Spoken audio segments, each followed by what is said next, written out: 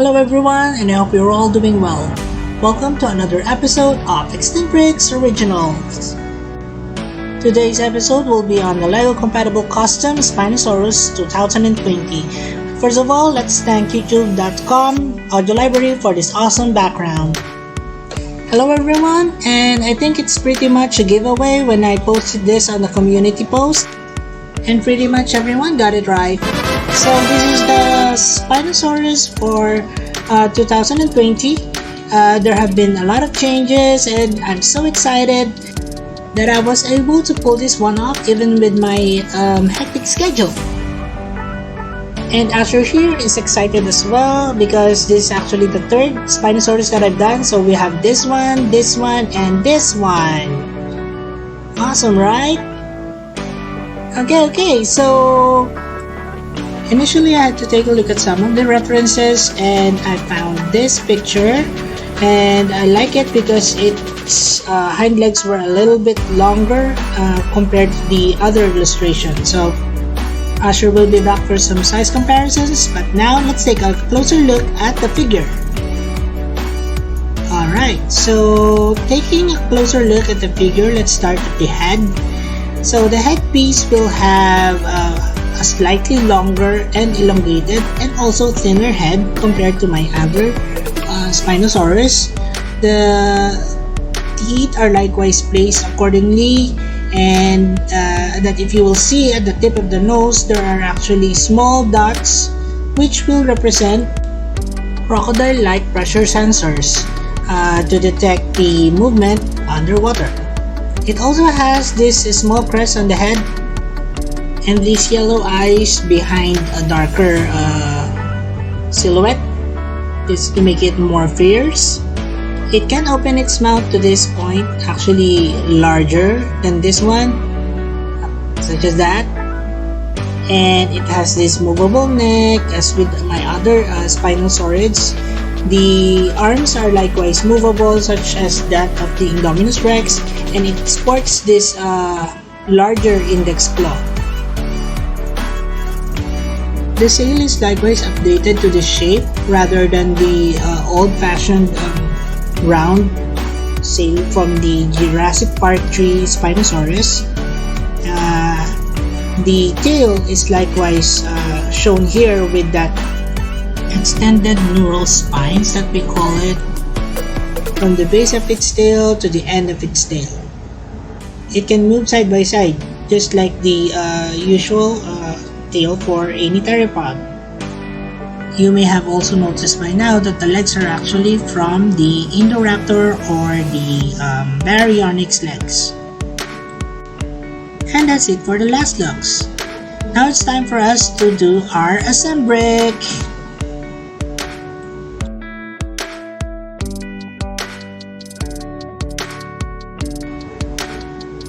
Alright, so this figure is actually made up of 13 pieces.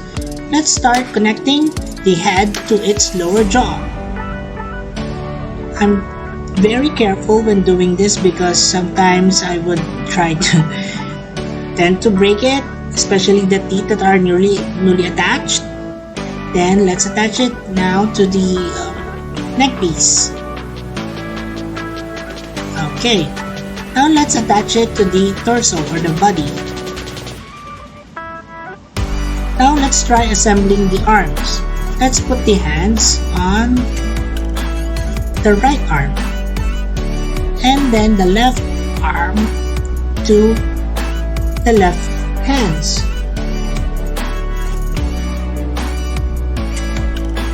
Let's connect both arms to the body. Now let's attach the left leg and then the right leg.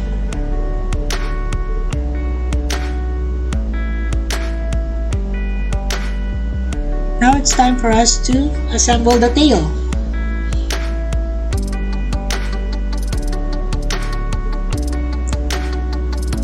And of course, the last piece would be the sail. Alright. There you go. And that completes the figure. Let's just adjust the camera. Alright. That's our assemblic.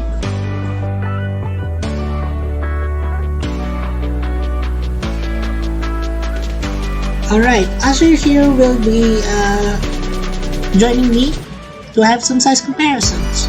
So let's get our first comparison, the Tyrannosaurus Rex. Let's move this aside. Oops. Okay. Alright, so let's get the Tyrannosaurus Rex. And here comes the Tyrannosaurus Rex custom or repaint that I did the Tyrannosaurus Rex for Jurassic Park 3. Okay, so comparing both, the Tyrannosaurus Rex is actually much taller than that of the 2020 Spinosaurus, comparing it at hip height. Although, when comparing the length of both, technically the Spinosaurus is a lot longer than the Tyrannosaurus Rex. See? When compared at height, including the sail, Spinosaurus would be actually equally as high or at least higher than the Tyrannosaurus Rex.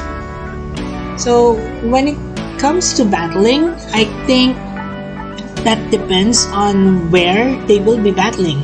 If the Tyrannosaurus Rex and the Spinosaurus would battle on land, I think the Tyrannosaurus would win. But if Tyrannosaurus would find itself in or on water, well, I guess the Spinosaurus will have an edge. Well, just let me know, guys, what you think.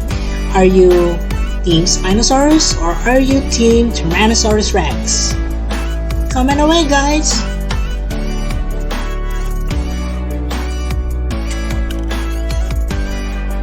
Well, I guess it's time for us to compare with another predator. How about the Jurassic Park 3 Spinosaurus? Alright, now there are a lot of differences between these two species or these two customs.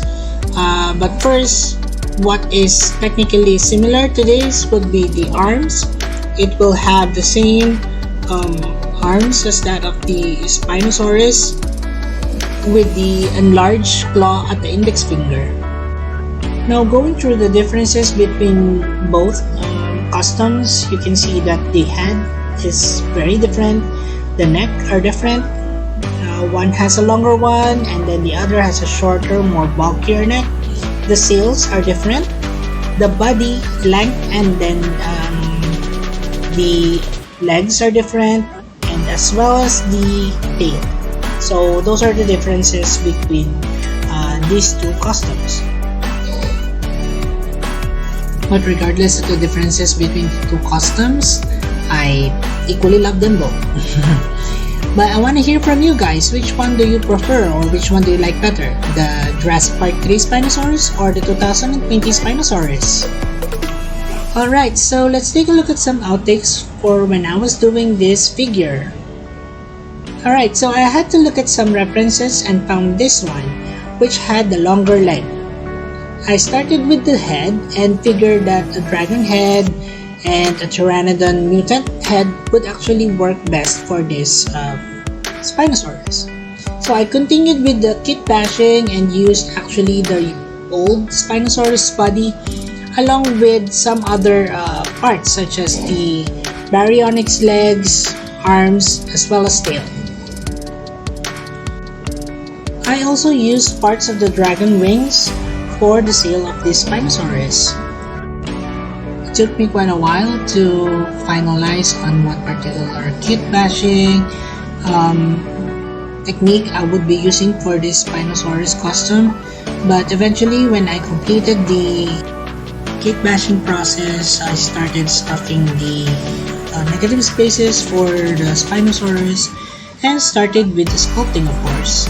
So here is the Spinosaurus with some of the sculpts already finished, and after the sculpting there was a lot of wet sanding that was happening because technically this is a large figure and you cannot really avoid a lot of bumps there, so wet sanding really plays a big part.